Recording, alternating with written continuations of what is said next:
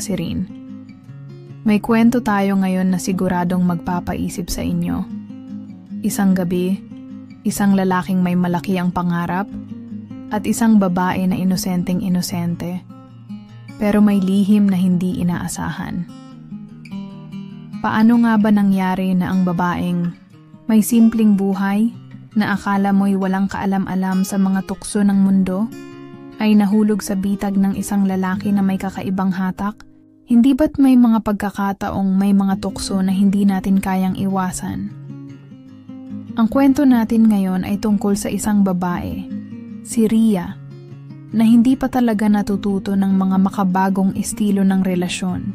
At sa isang pagkakataon, nakilala niya si Marco, isang lalaking puno ng sekreto at walang takot sa pagmamahal.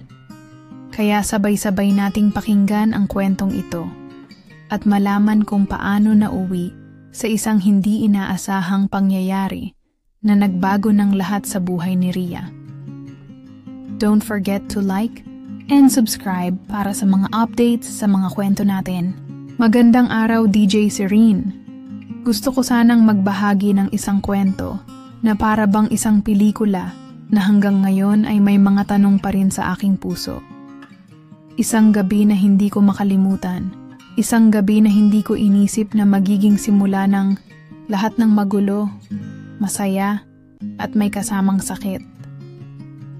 Patawarin mo ako kung medyo magulo ang mga saloobin ko.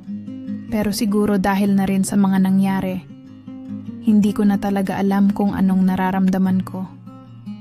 Nasa bar ako noon sa Quezon Avenue, kasama ang mga barkada. Alam mo na, tipikal na gabi ng mga katulad kong nagtatrabaho sa call center. Yung mga oras na ang stress ay hinahanap mo na lang sa alak at kwentuhan. Minsan, maghahanap ka ng mga bagay na hindi mo inaasahan. Kaya naman, hindi ko inaasahan na makikilala ko siya doon sa gabing iyon. Tinutukso pa nga ako ng mga barkada ko kasi hindi ko daw kayang makipag-usap sa babae. Pero sa pagkakataong iyon, may nakapukaw sa aking atensyon. Isang babae na nakaupo sa isang sulok ng bar. May mga kaibigan din siya, pero siya lang ang tumatak sa akin. Bakit?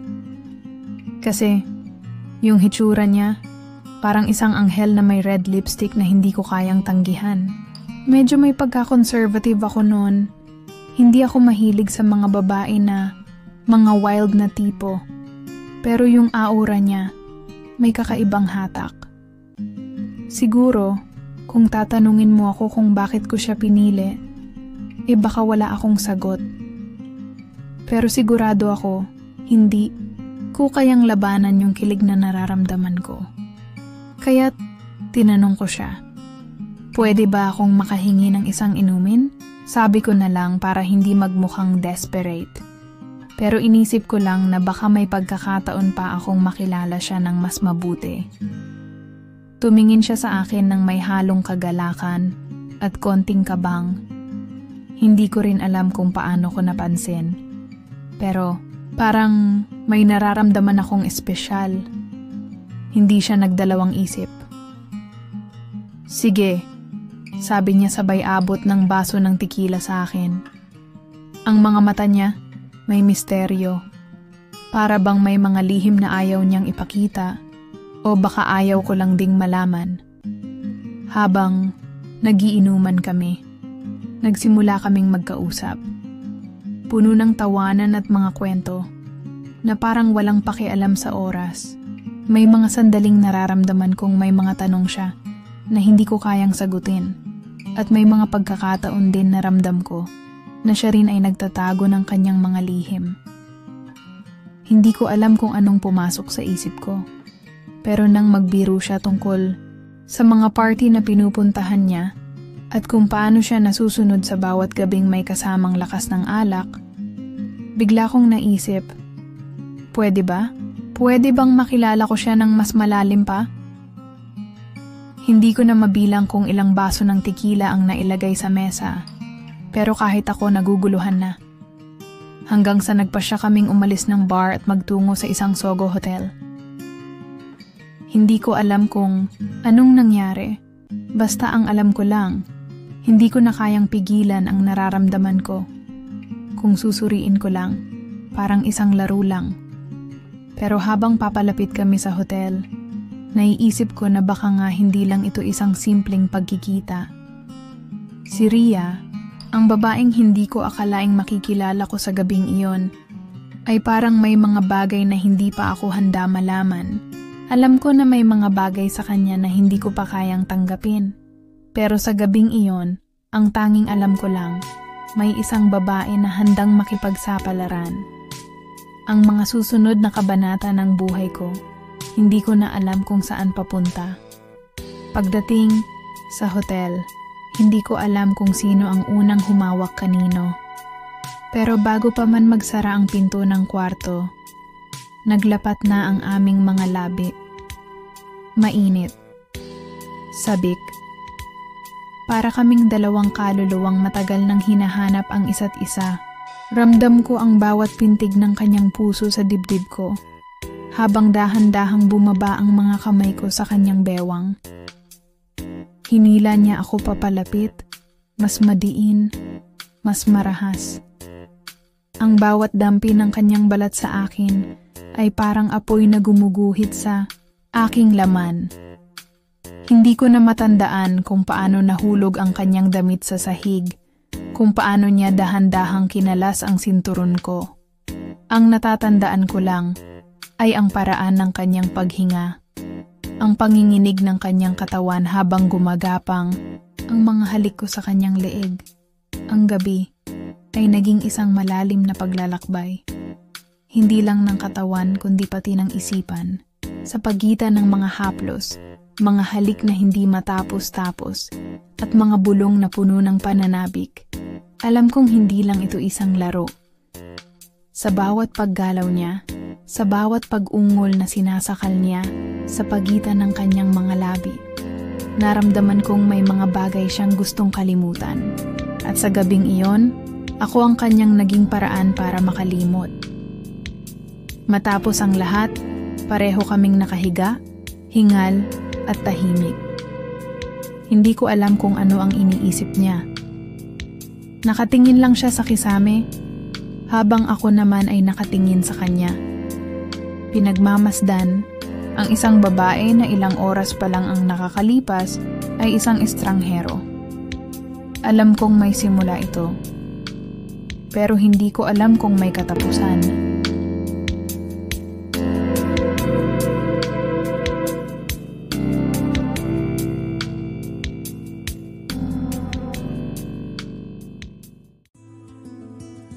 Nagising ako na may kalabuan sa isipan. Ang gabi namin ni Ria ay para bang isang masarap na panaginip. Pero kapag nagising ka, may mga tanong kang hindi mo alam kung paano sasagutin. Para bang may mga piraso ng puzzle na hindi pa kumpleto. Hindi ko pa rin lubos maisip kung anong nangyari sa pagitan namin. Hindi ko rin alam kung anong klaseng relasyon meron kami. Pagkatapos ng gabing iyon, hindi kami nag-usap agad. Hindi ko siya tinext, hindi ko siya tinawagan.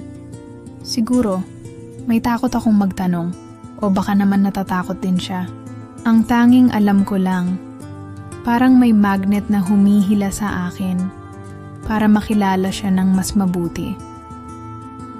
Mga ilang araw pa ang lumipas, nang bigla na lang siyang mag-text sa akin.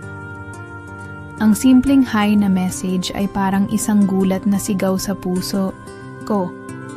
Hindi ko inisip na magte-text siya. Kailangan ko bang sagutin?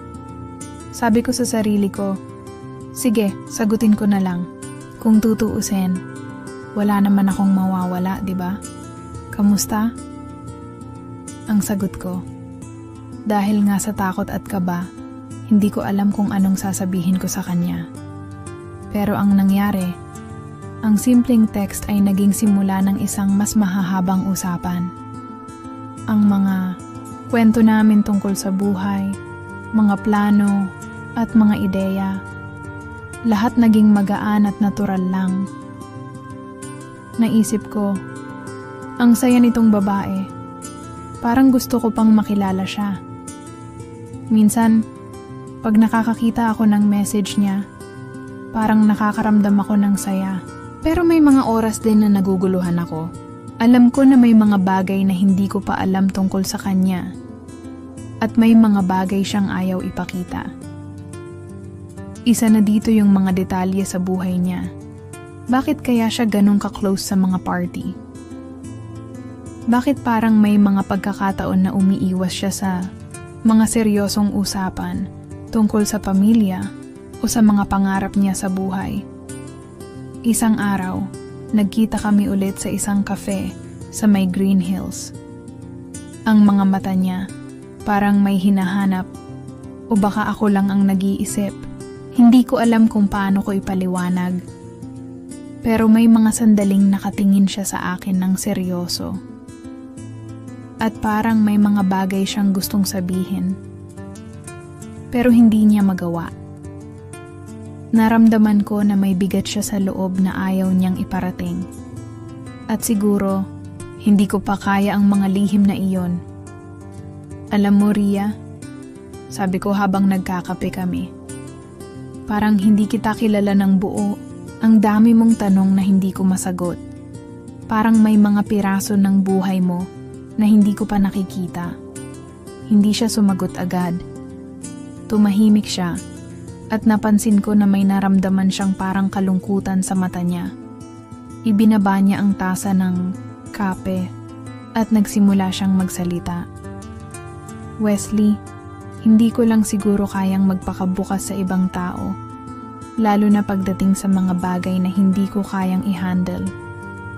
Masakit kasi minsan, kaya pinipili ko na lang na maging masaya sa mga simpleng bagay, pero pahinto-hinto siya at biglang tumingin sa akin ng seryoso. May mga pagkakataon na gusto ko ring magkaroon ng mga bagay na hindi ko pa natutunan. Parang may pumutok na bomba sa ulo ko. Lahat ng sinasabi niya ay may mga sikreto at lihim. At doon ko lang naisip, hindi ko talaga alam ang buong kwento ni Ria. May mga bagay siyang ayaw isa publiko. At wala akong karapatang pilitin siyang magsalita, pero sa loob-loob ko, gusto ko siyang tulungan. Gusto ko siyang makilala pa ng mas mabuti. At baka nga, may mga bagay ako na kailangan ding baguhin sa sarili ko. Doon kami nagkasundong magkausap pa. Wala kaming pressure na kailangang magmadali, pero alam ko na ang mga usapan namin ay hindi matatapos sa mga simpleng text na lang. May mga piraso ng puso ko na siya na yata ang makakakita. Ang mga sumunod na araw, naging mas magaan ang mga usapan namin. Ngunit may mga oras din na may mga tanong na hindi ko kayang sagutin. Kadalasan, naiisip ko, baka nga hindi lang ito simpleng pagkakaibigan. Baka mas malalim pa. Pero dahil may takot akong magtakda ng labels, mas pinili kong maghintay. Pilit ko, ring ipinagpapaliban ang mga tanong na nais kong itanong. Kung totoo ba ang nararamdaman ko? Kung may pag-asa ba ang relasyon namin? O kung ako lang ba ang nag-iisip ng mga bagay na hindi pa sigurado? Hanggang sa isang araw, natutunan ko na ang hindi lahat ng bagay ay kailangang sagutin agad. Minsan, ang pinakamahalaga ay ang mga oras na magkasama kayo at ang mga sandali na walang pressure. Dito ko lang natutunan na hindi lahat ng sagot ay nasa dulo ng mga tanong. At habang dumadaan ang mga araw, palalim ng palalim ang pagtingin ko kay Ria. Pero mas pinili ko na lang na maghintay. Kasi kung may mga bagay na hindi ko pa kayang sagutin, baka siya na mismo ang magbibigay ng sagot sa mga tanong kong hindi ko pa alam.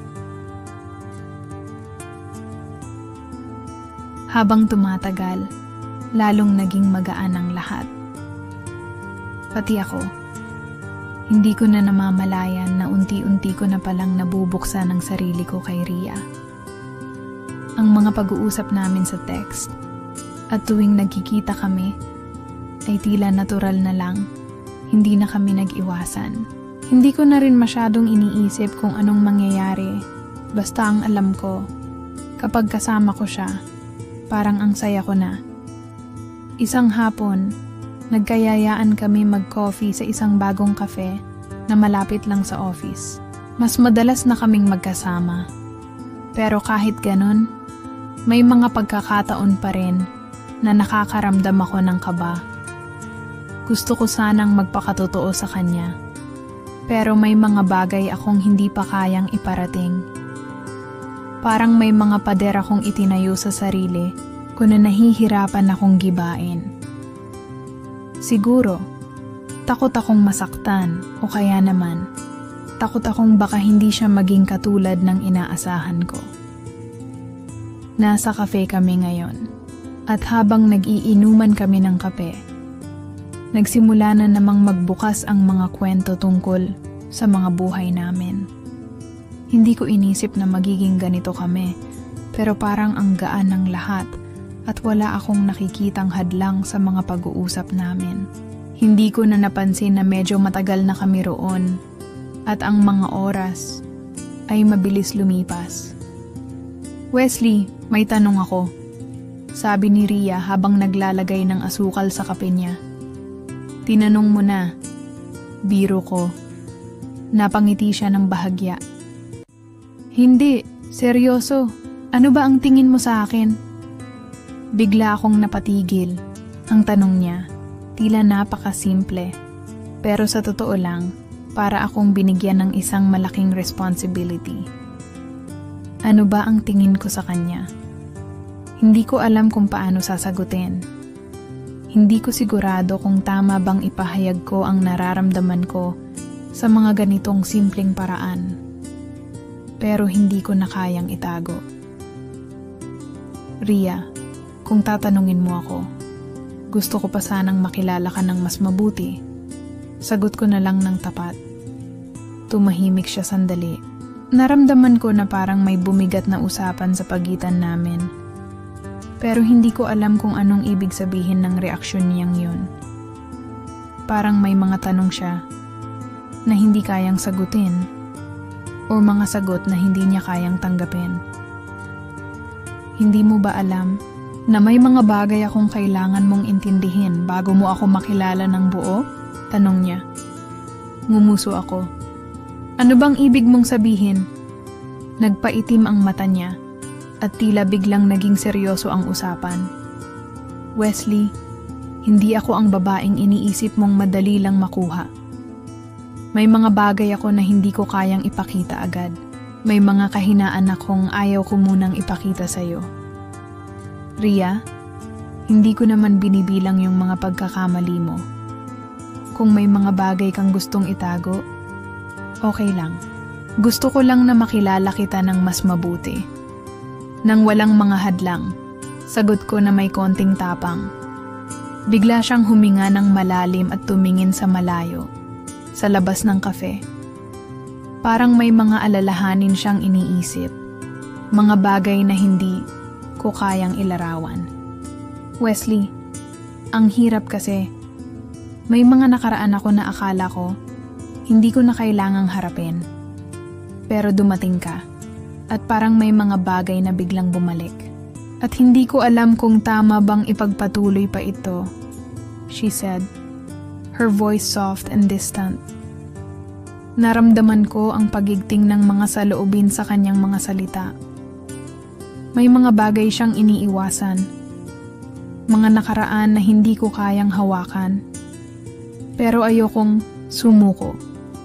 Ria, hindi ko naman hinihingi na ipakita mo lahat. Kung gusto mong maghintay, maghihintay ako. Hindi ko naman minamadali, di ba? Kung may mga bagay kang kailangan i-process, andyan lang ako. Dahil dito, tumahimik siya at ibinaling ang tingin sa akin. I was expecting her to say something, to argue or explain more. But instead, She just nodded. And for a moment, that silent nod felt like 1,000 unsaid words. Nagpatuloy kami sa aming usapan, pero hindi ko na masyadong napansin ang mga susunod na detalye. Parang nawala ang oras sa amin, at sa halip na magtanong pa o mag-usap tungkol sa mga nararamdaman namin, nagbabalik kami sa mga kwentong walang pakialam sa nakaraan. Doon ko lang naisip na marahil, hindi talaga kami ganun kabilis magbukas sa isa't isa. Pero natutunan ko na lang na hindi ko kailangang magmadali. Siguro, sa bawat kwento, sa bawat galak, sa bawat sakripisyo, may mga bagay na darating din, basta't maghintay ka lang. Ang gabing iyon, naglakad kami pa uwi. Magkasama, hindi namin kailangan ng maraming salita, kundi ng mga hakbang na magkasama kami. At sa bawat hakbang na iyon, natutunan naming magtiwala. Ang mga susunod na linggo ay mabilis na lumipas. At ako at si Ria, parang walang gaanong pagbabago. Pero may mga maliliit na bagay na nagsimula ng magbukas. Wala namang malaking pangyayari. Pero ang mga maliliit na moments, yung mga magkasama, kami sa mga simpleng lakad, mga tawanan, at mga text na walang kamatayang kwento, parang may mga bagay na nagsisimulang magbukas. Ngunit, may isang bagay na hindi ko maiwasang tanungin. Ano nga ba kami? Oo, nagkikita kami, nag-uusap kami, pero may mga bagay pa rin akong hindi maintindihan. Hindi ko pa rin alam kung anong klaseng relasyon meron kami ni Ria. Kung tatanungin mo siya, baka sabihin niyang wala lang, na nagkakasama lang kami paminsan-minsan. Pero ako, may mga nararamdaman na ako at hindi ko kayang itago. Isang araw, habang naglalakad kami sa isang park, nagtanong ako, Ria, paano nga ba tayo? Tanong ko nang hindi na iniwasan. Kasi parang may nangyayari sa atin, pero hindi ko alam kung anong label ang tamang ilagay. Bigla siyang tumigil at tumingin sa malayo. Siguro, iniisip niya kung paano sasagutin ang tanong ko. Alam ko na hindi ko siya madali mapipilit sa mga ganitong usapan. Pero gusto ko na rin malaman kung may direksyon ba itong nararamdaman ko o baka ako lang ang nagsusunod sa isang ilusyon. Hindi ko rin alam, Wesley. Sagot niya, tahimik. Minsan kasi parang ayaw ko nang magmamadali. Gusto ko lang na mas makilala pa kita at mas matutunan kung paano ka makisalamuha sa mga bagay na hindi ko pa nakikita. Ang hirap kasi, minsan, hindi ko alam kung ang mga nararamdaman ko ay sapat na ba o kung natatakot lang ako. Sabi ko sa sarili ko, ganito pala siya. Matatakutin, hindi makapagsabi agad ng nararamdaman. Pero hindi ko siya sinisi. Sa halip, inisip ko na lang na baka may mga bagay siyang kailangang maramdaman bago siya magtakda ng mga hangganan sa buhay niya. Hindi naman kailangang magmadali, sagot ko sa kanya. Sinadyang magtago ng konting sakit. Basta, nandyan ako. Kung gusto mong maghintay, maghihintay ako. Tumahimik siya saglit, parang nag-iisip. Tiningnan niya ako ng mahigpit at parang may nakatagong bigat sa mata niya. Minsan, Wesley, gusto ko rin na sana may mga bagay akong kayang ipakita. May mga bagay na hindi ko kayang ipaliwanag. Pero natatakot akong masaktan ka. Sagot niya. Ang tono ng boses niya mabigat pero malumanay. Dahil dito nagkaroon ako ng konting pag-aalinlangan. Kung may mga bagay na hindi ko kayang malaman o baka hindi ko pa kayang tanggapin, paano pa kami magiging buo bilang isang tao? Pero, sa kabila ng lahat ng tanong na yon, Hindi ko kayang iwan siya. May mga parte ng puso ko na nagsasabi, huwag mong bitawan. Huwag mong isuko. At doon ko lang naisip na hindi pala laging kailangan ng mga sagot. Minsan, kailangan lang ng panahon para magkasundo kayo sa kung anong meron.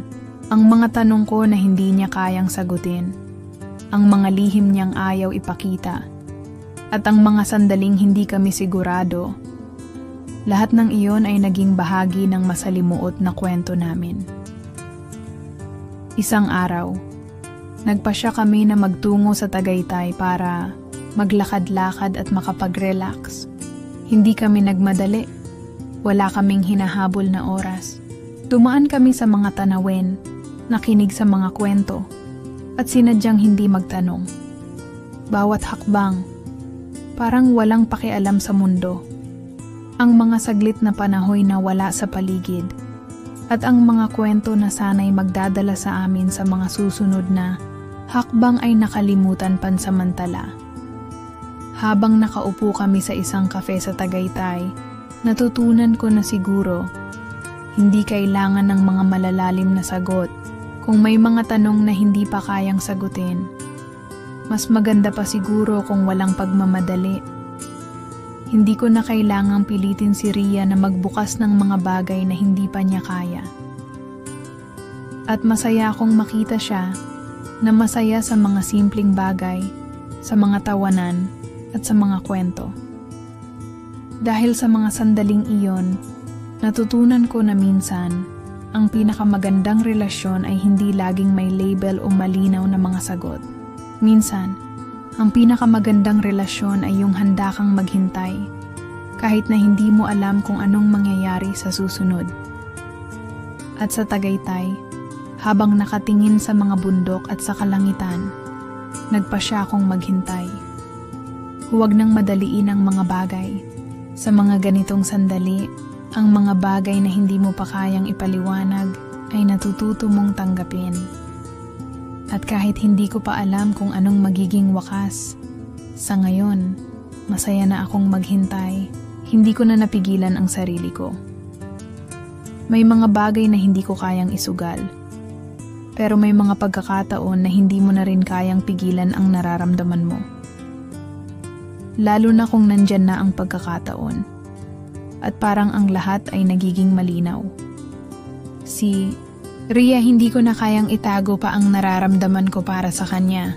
Ibang klaseng kilig, ibang klaseng takot.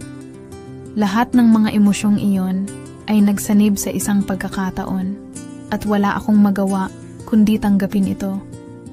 Isang gabi, nagkayayaan kaming mag-out of town sa isang resort malapit sa tabi ng dagat.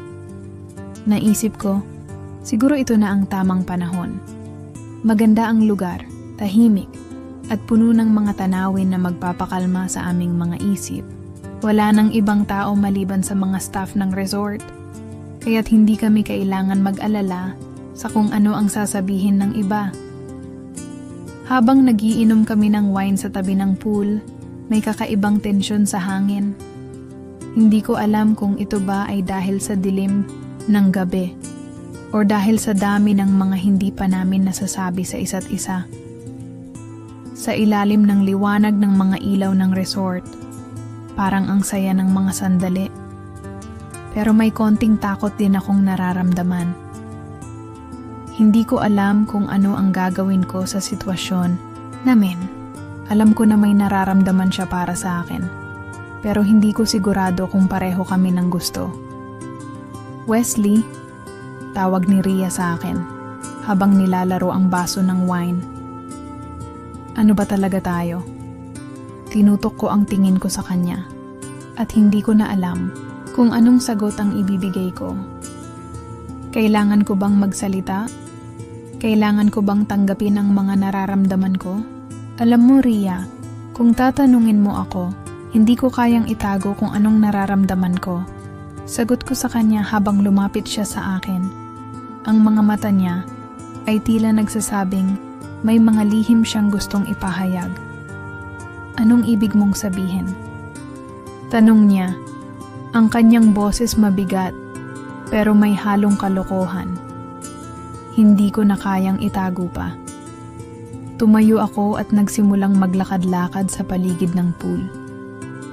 Minsan, Ria, hindi ko alam kung paano ko sisimulan, pero parang ang saya ko lang kapag kasama kita. Gusto ko sanang sabihin na ayoko nang maghintay. Gusto ko na mas makilala ka pa ng mas mabuti, na wala nang itinatago. Si Ria ay tahimik lang, at tinitigan lang ako. Parang naiintindihan niya na may mga bagay na hindi kayang ipaliwanag ng mga salita. Hindi ko rin alam kung anong mangyayari sa atin. Sabi niya, ang boses niya ngayon ay parang may kalaliman na. Pero minsan, gusto ko lang magtangkang sumubok. Hindi ko kayang maghintay ng matagal, pero natatakot ako. Ria, sabi ko at lumapit sa kanya. Hinawakan ko ang kamay niya. Wesley, sinabayan niya akong tinapik sa braso. Sigurado ka ba sa gusto mo?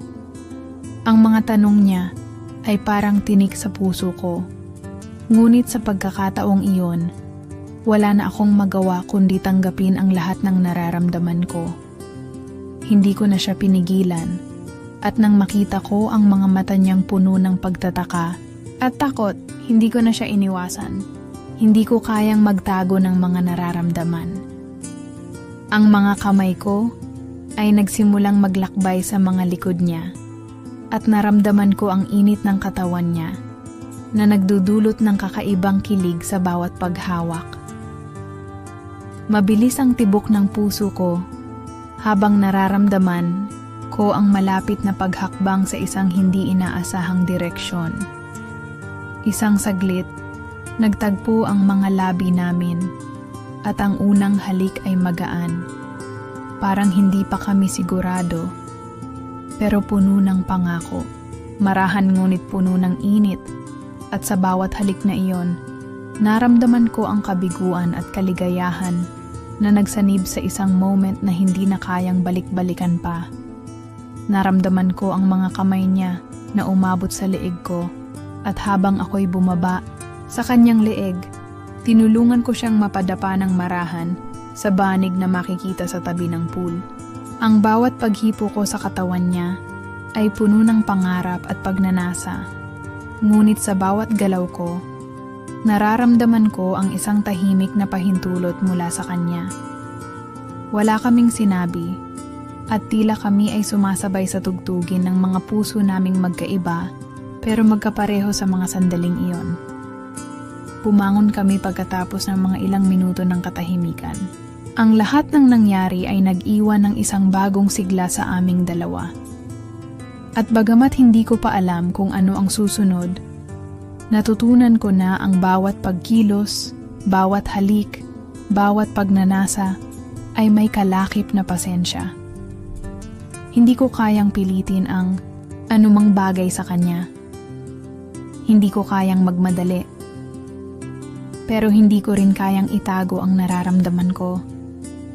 Wesley, sabi niya, ang kanyang mga mata ngayon ay puno ng tadhana. I guess we both just had to wait for the right moment. Yeah, I guess so, sabi ko, at umupo ako sa tabi niya.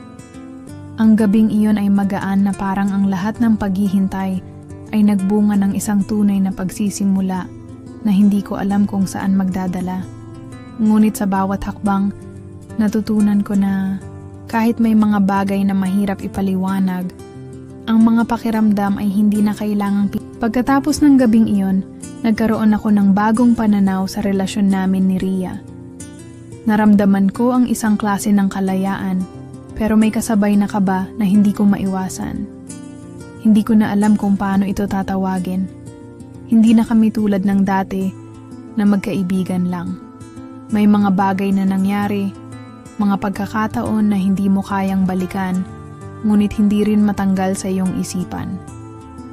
Isang linggo ang lumipas mula nang mangyari iyon, at patuloy kami sa pagiging malapit sa isa't isa.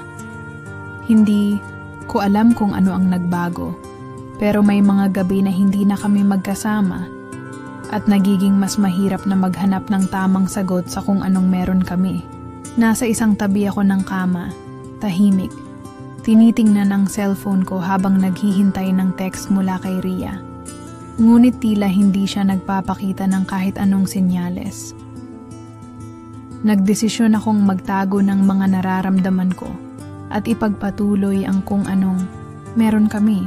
Ngunit sa loob-loob ko, alam kong may mga bagay na nagiging mahirap. Kung may mga pagkakataon na akala ko'y magaan lang, mas lumalim ang mga katanungan. Kung nagkausap kami, nagiging magaan ang mga usapan, pero sa mga gabi na kami lang ang natira sa mga isipan namin, pareho kaming tahimik. Isang gabi, habang nag-iisa, ako sa isang coffee shop, may naramdaman akong kakaibang presensya. Si Rhea. Hindi ko siya inaasahan, pero nakita ko siya sa likod ng isang mesa. Ang mukha niya ay halos hindi ko makilala dahil sa mga luhang bumabalot sa mata niya. Tumayo ako at nilapitan siya. Walang kaalam-alam kung ano ang nangyari sa kanya. Rhea, what's wrong?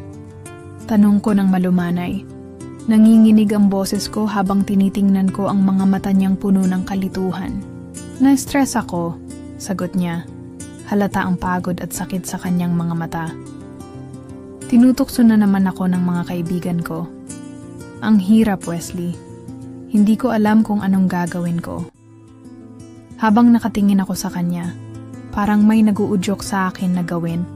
Ang isang bagay na hindi ko pa kailanman nagawa sa kanya. Pumunta ako sa tabi ng mesa at naupo sa harap niya. Tumingin sa kanyang mga mata na puno ng lungkot. You don't have to go through it alone, Rhea. Sinabi ko, na may tinge ng lambing sa boses ko. I'm here for you.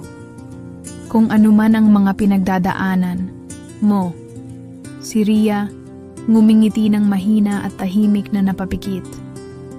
Hindi ko alam kung anong nangyayari sa buhay ko, Wesley. Sabi niya habang ang mga kamay niya ay naglalakbay sa kanyang buhok. Ang hirap. Minsan feeling ko parang hindi ko na kayang ipagpatuloy. Rhea, kung gusto mong magpahinga, nandyan ako. Hindi ko alam ang eksaktong nararamdaman mo, pero ako, handa akong maging bahagi ng buhay mo. Ilang sandali ng katahimikan ang dumaan bago siya nagsalita muli. Minsan, Wesley, natatakot akong magtiwala kasi hindi ko alam kung hanggang saan lang to. Baka kung ano lang to, hindi rin naman magtatagal. Naramdaman ko ang sakit sa kanyang mga salita. Hindi ko alam kung paano siya tutulungan sa mga nararamdaman niyang iyon. Pero ang tanging alam ko, naroroon ako, handang makinig, handang sumuporta. Hindi ko rin alam kung anong mangyayari sa atin, Rhea. Pero kung may makakaya akong gawin para hindi ka mag-isa, gagawin ko.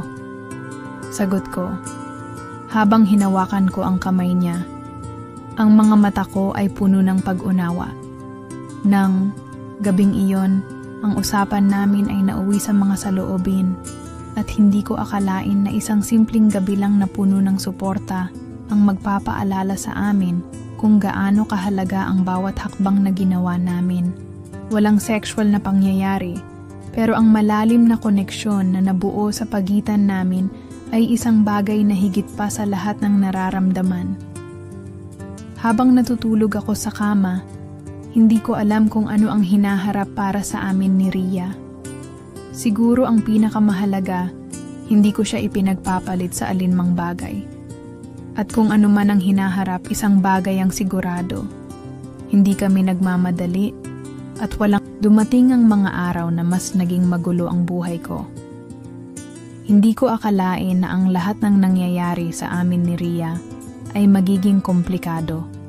Lalo na nang magsimula akong makaramdam ng pressure mula sa trabaho. Alam ko na may pagkakataong mahihirapan akong balansehin ang lahat. Ngunit ang mga huling linggo ay naging mas mahirap kaysa sa inaasahan ko. Parang lahat ng bagay ay nagdudulot ng tensyon sa amin ni Rhea. At ang trabaho ko, na laging inuuna ko, ay naging isa sa pinakamalaking dahilan ng distansya namin. Ang mga usapan namin tuwing gabi, na sana ay magaan, ay nagiging mabigat. Sa bawat text at tawag, ramdam ko ang pag-aalangan niya. At sa bawat pagbalik ko sa bahay, hindi ko maiwasang mag-isip. Ano bang nangyayari sa amin? Rhea, I'm sorry. Ang unang sinabi ko nang magkita kami. Kasama ko siya sa isang maliit na kafe sa tabi ng daan. Hindi ko alam kung anong nangyayari, pero parang nawawala ako. Hindi ko na alam kung ano ang tamang gawin. Nakita ko ang pag-aalala sa kanyang mga mata. Hindi mo naman kailangan mag-sorry, Wesley. Sagot niya habang nakatingin sa akin ng diretso. Pero parang hindi ko na kayang maghintay. Alam ko na maraming pagkakataon na pinipili mong mag-focus sa trabaho mo.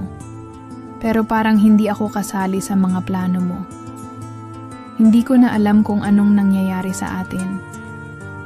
Napansin ko na may kalungkutan sa kanyang tinig. At ramdam ko na may mga saloobin. Siyang nais iparating pero hindi alam kung paano. At sa mga pagkakataong iyon, hindi ko siya matulungan dahil ako mismo, hindi ko alam kung anong dapat ko gawin. Rhea, hindi ko talaga kayang magbigay ng promises na hindi ko kayang tuparin. Sabi ko, ang mga mata ko ay puno ng pangako, ngunit puno rin ng takot. Gusto ko sanang maging honest sa'yo. Ang lahat ng ginagawa ko ngayon ay para sa future ko. Hindi ko alam kung paano ko masusustento ang sarili ko kung wala akong tinatahak na path. Pero gusto ko pa rin kayong maging bahagi ng buhay ko, kahit ganito na ang nangyayari. Ang mga salitang iyon ay parang nagpapaalis ng kaba sa dibdib ko.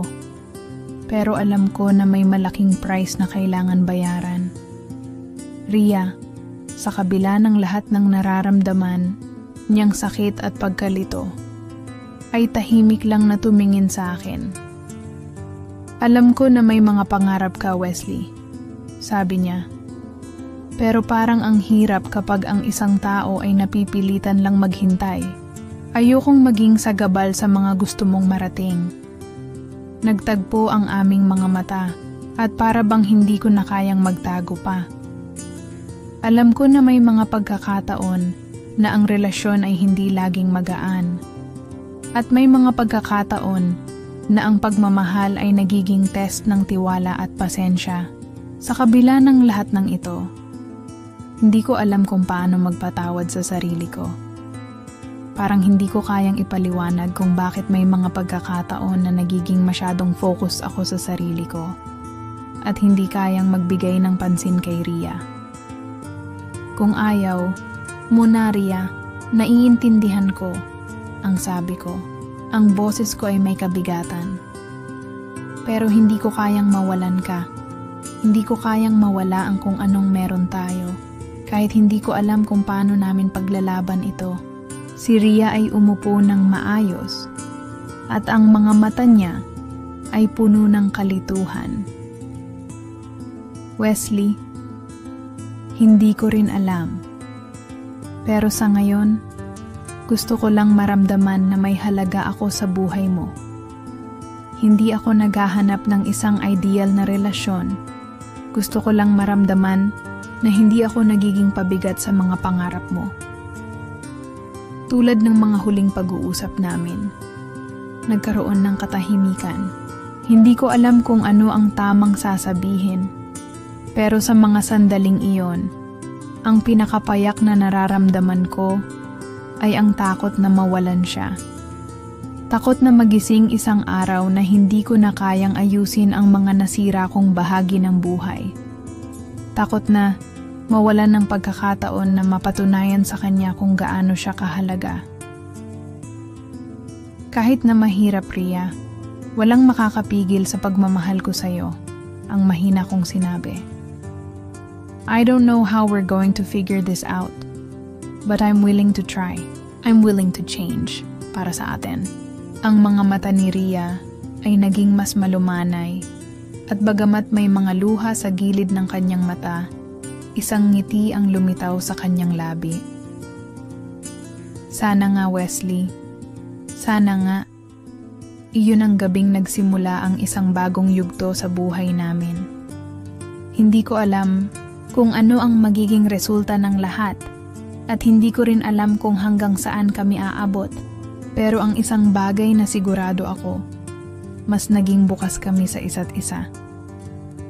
Ibinukas ko ang puso ko kay Rhea at sana magsimula kami ng mas maayos na kabanata ng buhay namin. Kahit na mahirap at puno ng uncertainty.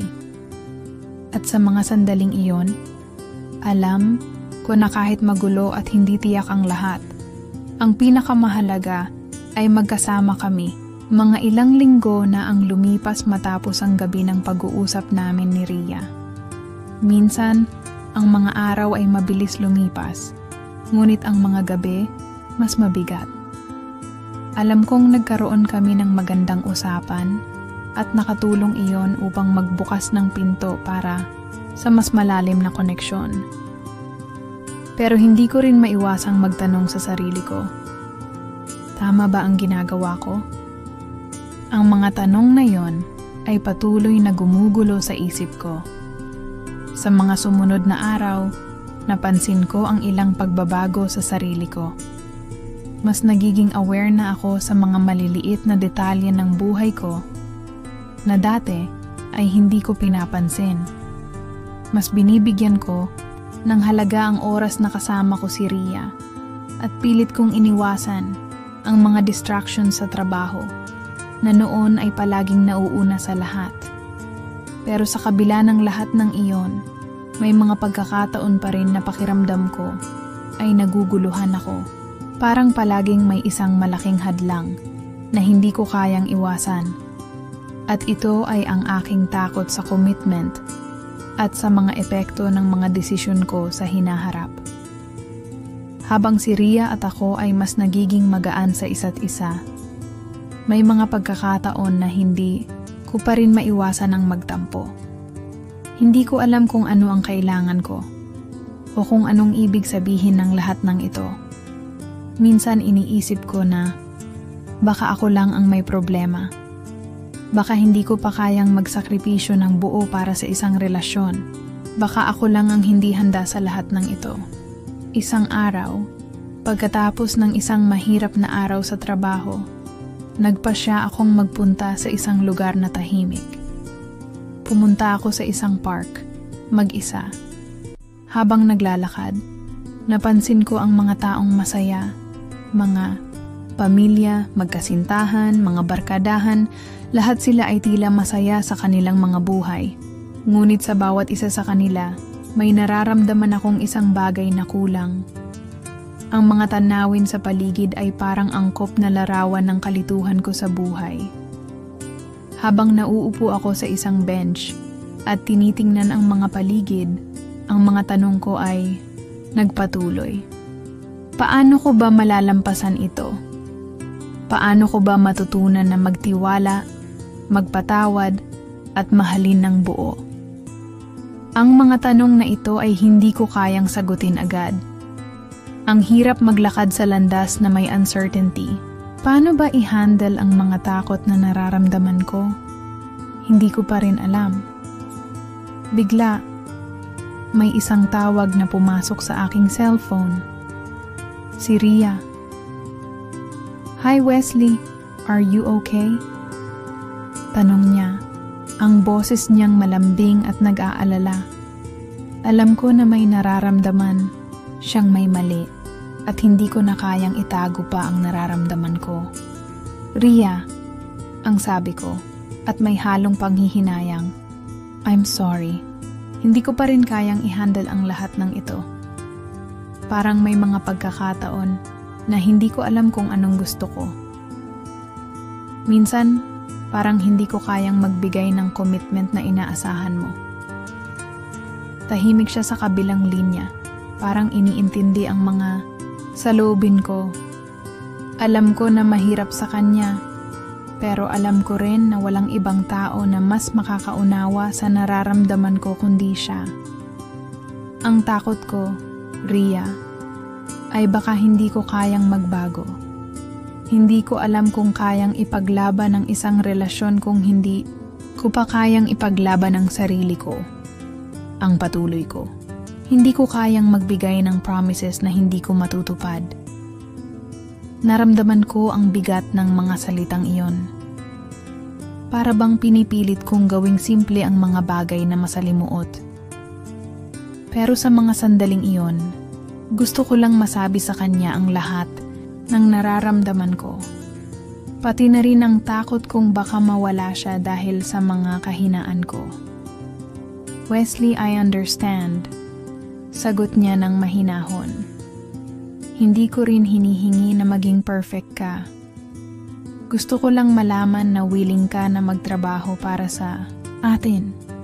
Hindi ko kayang maghintay kung hindi ko nakikita na may pagpapahalaga ka sa mga desisyon mo.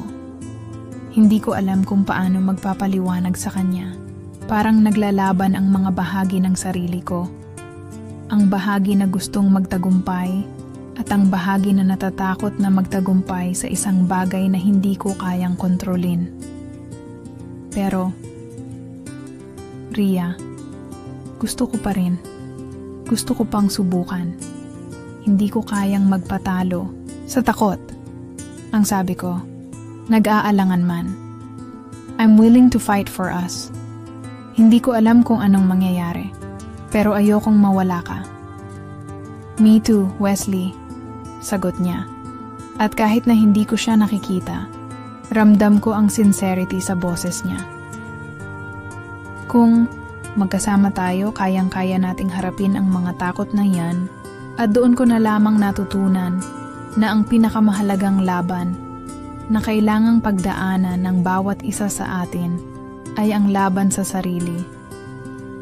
Ang mga takot, insecurities, at pagkabigo ay bahagi ng buhay. Pero ang tunay na lakas ay makikita sa pagnanais na magbago at magpatuloy, hindi para sa iba, kundi para sa sarili. Sa huli, hindi ko alam kung ano ang magiging kahihinatnan namin ni Rhea. Pero alam ko na ang bawat hakbang na gagawin ko ay may saysay. Hindi ko kailangang maging perpekto at hindi ko kailangang madaliin ang lahat. Ang mahalaga, natututo akong tanggapin ang sarili ko at ang mga kahinaan ko. Ang laban ko ay hindi sa kanya. Tila ba nagdilim ang paligid sa mga sandaling iyon. Matapos ang lahat ng pinagdaanan namin, ang mga aral at takot, hindi ko na alam kung anong klaseng relasyon ang nais ko. Ang takot ko sa commitment, sa mga desisyon na baka magdala sa amin sa mas malalim na paghihirap, ay nagsimulang maglaho ng unti-unti. At lahat ng ito ay dahil sa isang desisyon, ang magtiwala. Isang hapon, pagkatapos ng isang mahirap na linggo, nagpasya akong tawagan si Rhea. Gusto ko siyang makita at wala nang ibang dahilan kundi ang mag-usap ng seryoso. Hindi ko na kayang magtago pa sa mga nararamdaman ko. Sa mga araw na ako'y mag-isa, natutunan kong tanggapin ang aking mga kahinaan. At sa bawat sandali ng pag-iisip ko tungkol kay Rhea, unti-unti ko ring natutunan na tanggapin ang sarili ko. Wesley, tumawag siya sa telepono nang makita ang pangalan ko sa screen. What's up? Rhea, ang sagot ko, at naramdaman ko ang kabang gumugol sa aking dibdib. Can we talk? Of course, sagot niya, at agad akong napansin na hindi na siya katulad ng dati. Hindi na siya nag-aalangan. Are you okay? I'm okay, sagot ko, ngunit hindi ko siya kayang tingnan sa mata. Hindi ko alam kung paano sisimulan ang lahat ng ito. Kung paano sasabihin sa kanya na natutunan kong magtiwala, na natutunan kong yakapin siya at ang lahat ng kasama nito. I just need to see you. I need to tell you something. Where do you want to meet? Tanong niya. I'll come to you, sagot ko. Can you wait for me? Of course, I'll be here. Agad akong nagpunta sa kinaroroonan ni Rhea. At habang naglalakad ako, naramdaman ko ang kabigatan ng bawat hakbang ko. Hindi ko alam kung anong magiging reaksyon niya sa mga sasabihin ko. Ngunit ang alam ko lang, sa lahat ng mga pangarap ko, siya ang isa sa mga bagay na hindi ko kayang mawala. Pagdating ko sa kanya, siya ay nakaupo sa isang bench sa isang maliit na parke. Ang mga mata niya ay malungkot, ngunit sabay kami nang nag-angat ng tingin nang magtagpo ang aming mata. Tahimik, at parang maraming hindi nasabi sa mga nakaraang araw. Ang hangin na dumarampi sa aking balat ay tila nagdudulot ng kalmado. Ngunit sa kaloob-looban ko, nararamdaman ko pa rin ang kabang dulot ng hindi ko alam na magiging reaksyon ni Rhea. Rhea, ang sabi ko, habang nauupo sa tabi niya. I'm sorry for everything that happened. I was afraid of what this could be, but I'm not anymore. Nakatingin siya sa akin, at bagamat hindi siya nagsasalita, ramdam ko ang bawat saloobin na binabalot siya. Nang magtagpo ang mga mata namin, nagbigay siya ng isang maliit na ngiti. Isang ngiting puno ng pagpapatawad, ngunit may pagkabigat na nasa mga mata niya. Wesley, ang sabi niya, at nilapit ang kanyang kamay sa aking kamay. I'm scared too, but I'm willing to take this chance with you. Hindi ko na kayang maghintay pa. Hindi ko na kayang pigilin ang sarili ko. Habang hinawakan ko ang kamay niya, parang may isang puwersa na nag-udyok sa akin na yakapin siya. Iniiwasan ko ang lahat ng takot ko. Ang lahat ng mga pangarap at plano na nawawala sa akin tuwing iniisip ko ang relasyon namin. Sa mga kamay niya, naramdam ko ang init at pangako. Nagdesisyon akong yakapin ang lahat ng hindi ko kayang tanggapin noon. Dahan-dahan, nagtagpo ang aming mga labi. At ang init ng bawat halik ay tila nagpatibay sa mga pangako na hindi pa namin nasasabi sa isa't isa. Walang mga salita, ngunit bawat halik ay may kasamang pangako na hindi kami aalis sa isa't isa. Hindi ko alam kung anong magiging susunod na hakbang. Ngunit sa sandaling iyon, natutunan kong tanggapin ang lahat. Ang takot, ang mga pagdududa, at ang hirap na kaakibat ng pag-ibig. At sa kanyang mga mata, nakita ko ang hinahanap ko. Isang pangako ng pagbabago, ng paglago, at ng pagtanggap. Tanggap ko na hindi perpekto ang buhay at ang mga relasyon.